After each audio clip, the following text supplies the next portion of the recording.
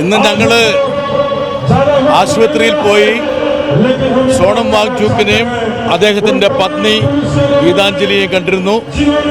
അരമണിക്കൂറിലേറെ അദ്ദേഹത്തിൻ്റെ മുറിയിൽ ഞങ്ങൾ ചെലവിട്ടു. 20ഓളം MP-മാർ എഴുതിയ കത്ത് അദ്ദേഹത്തിന് കൈമാറി.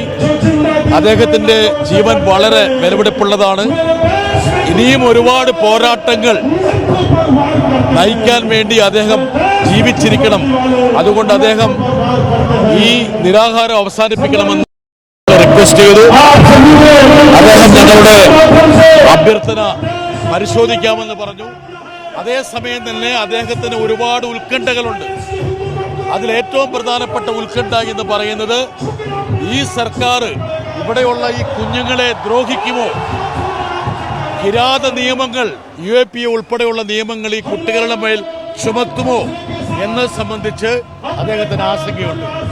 അതുകൊണ്ട് സർക്കാരിൽ നിന്ന് ചില ഉറപ്പുകൾ ലഭിച്ചാൽ മാത്രമല്ലേ എനിക്ക് നിരാഹാരം അവസാനിപ്പിക്കാൻ കഴിയുള്ളൂ.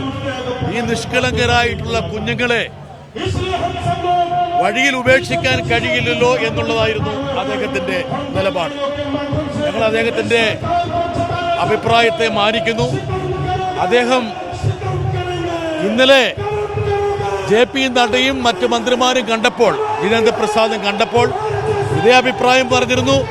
ധർമ്മേന്ദ്ര പ്രധാനിൻ്റെ രാജി തന്നെ ആവശ്യപ്പെട്ടു എന്ന് അദ്ദേഹം പറഞ്ഞു. എന്തായാലും വരും ദിവസങ്ങളിൽ സർക്കാരിൻ്റെ പ്രതികരണം എന്താണെന്ന് മനസ്സിലാക്കേണ്ടി വരും. അദ്ദേഹം സർക്കാരിന് കത്തെഴുതുമെന്നാണ് പറയുന്നത്. അതായത് ഈ കുഞ്ഞുങ്ങളെ ഒരു തരത്തിലും ദ്രോഹിക്കാൻ പാടില്ല, അത്തരമൊരു ഉറപ്പ് തനിക്ക് കിട്ടണമെന്നാണ് സോനം വാങ്ചുക്ക് പറഞ്ഞിരിക്കുന്നത്.